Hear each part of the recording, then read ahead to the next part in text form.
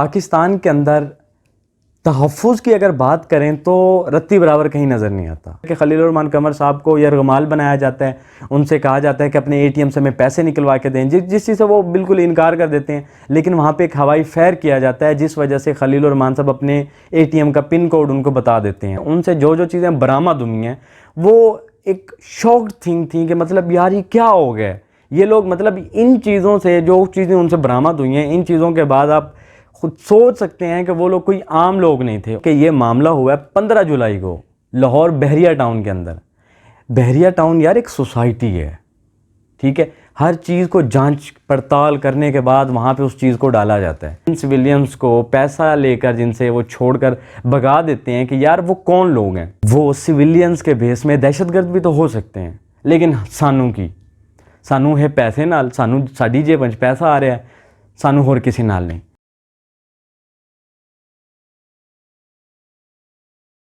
बिस्मिल्लाहिर्रहमानिर्रहीम, अस्सलामु अलैकुम। दी न्यूज़ बज़ में आप सबका खुश आमदीद और मैं हूँ अली हसन। पाकिस्तान के अंदर तहफ़्फ़ुज़ की अगर बात करें तो रत्ती बराबर कहीं नज़र नहीं आता।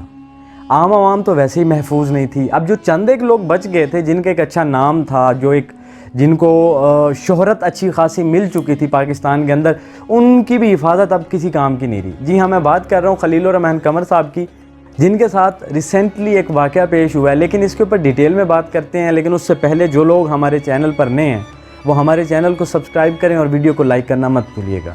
इंग्लैंड की एक लेडी थी जिनके साथ खलील रहमान साहब मुसलसल राब्ते में थे। खलील रहमान कमर साहब अपनी एक वीडियो के अंदर बता रहे थे कि मैं वहाँ पहुँचता हूँ, तकरीबन सुबह 4 या 5 बजे का टाइम था। हाँ, एक और चीज़ मेंशन करते चलें कि ये जो एक तल्लुकात इनके कायम हुए थे, वो उसकी जो बेस बताई जाती है वो ये बताई जाती है कि उन्होंने कोई ड्रामा अबाउट उनसे बात की हुई थी कि हम एक ड्रामा के ऊपर काम करना चाह रहे हैं जिस वजह से हम लोग आपसे मिलना चाह रहे हैं। और इस बेस पे खलील रहमान कमर साहब जो हैं वो वहाँ पे उनको मिलने चले जाते हैं।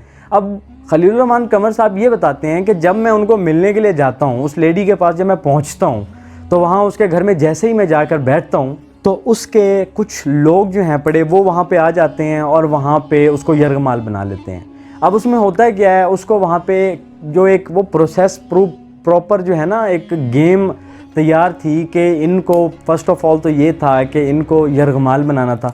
दूसरा ये है कि उस गैंग के बारे में जो चंद एक चीज़ें सामने आई हैं वो ये आई हैं इस वाक़े के बाद कि वो लोग ड्रग एडिक्ट थे।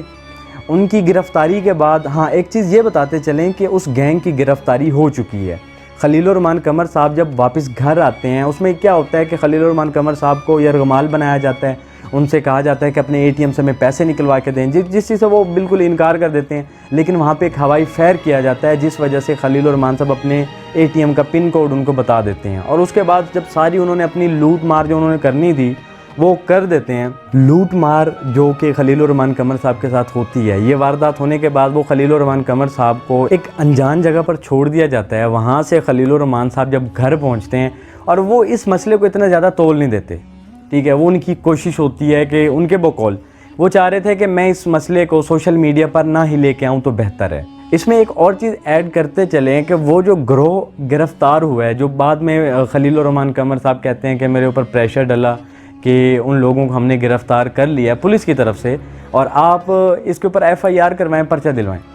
अब जब वो लोग पकड़े जाते हैं उसके ऊपर पर्चा हो जाता है बाकायदा, वो लोग पकड़े जाते हैं। अब आपको मज़े की बात बताते चलें कि उनसे जो जो चीज़ें बरामद हुई हैं वो एक शॉक्ड थिंग थी कि मतलब यार ये क्या हो गया।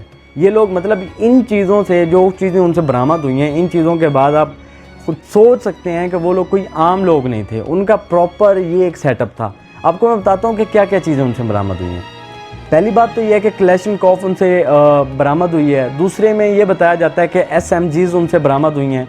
उसके अलावा कुछ नाइफ्स वगैरह उनसे बरामद हुए हैं, कुल्हाड़े वगैरह उनके पास थे। और उसके बाद ये बताया जा रहा है कि वायरलेस सेट उनके पास अवेलेबल थे, 2 से 3 जिनकी मिकदार बताई जाती है। अब देखें, बात ये है कि इस तरह की एक प्रॉपर सेटिंग के साथ चलने वाले ये लोग कौन लोग हैं। हमारे दरमियान में रहते हैं और हमें ही नहीं मालूम कि ये लोग कौन हैं और हमारा ही शिकार करते हैं ये लोग। बात ये है कि खलील रहमान कमर साहब के साथ ये जो वाक़या हुआ है उसमें एक चीज़ वाज़े तौर पर नज़र आई है कि पुलिस ने उनको पकड़ा है और उसके बाद खलीलुर रहमान साहब को कहे कि आप FIR दर्ज करवाएं, ये वो and blah blah all that जो प्रोसेस हुआ है उसके। दूसरी बात जो पहलू डिस्कस करने वाला है वो ये है कि हमारे सिक्योरिटी इदारे वाक़या होने से पहले सोए हुए होते हैं। मैं लिटरली ये बात कर रहा हूँ, मुझे पता है कि इस एरिया के अंदर एक अननोन सी मैं बात कर रहा हूँ कि एक आम से बंदे को पता होता है कि यार इस एरिया के अंदर डकैतियाँ वगैरह बहुत ज़्यादा हो रही हैं।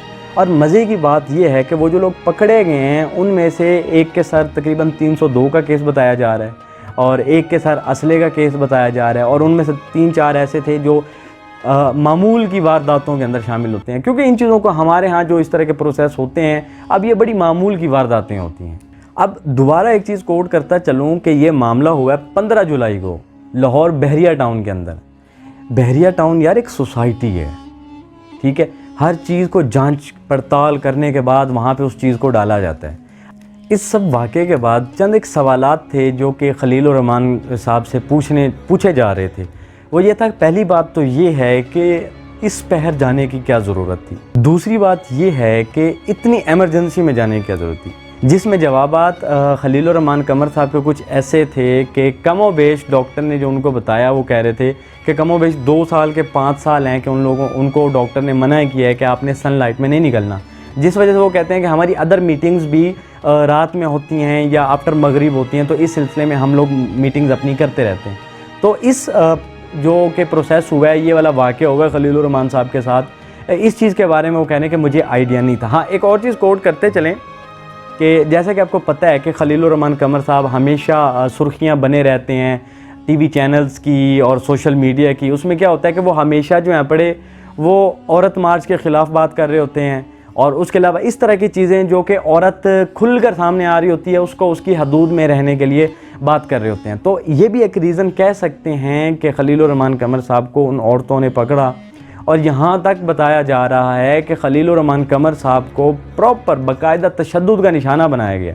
ये नहीं कि खाली उनको पकड़ा है, यरगमाल बनाया है, उनकी आंखें बंद की हैं, उससे लूट पूट की और छोड़ दिया, नहीं, ये चीज़ें बात की हैं। उससे पहले जब यरगमाल बनाया है उसके बाद उसको प्रॉपर तशद्दुद का निशाना बनाया गया है खलीलुर रहमान साहब को, और उसके बाद ये सारा प्रोसेस हुआ है। लेकिन बात फिर यहीं आती है कि हमारे सिक्योरिटी इदारे क्यों हमेशा सोए रहते हैं।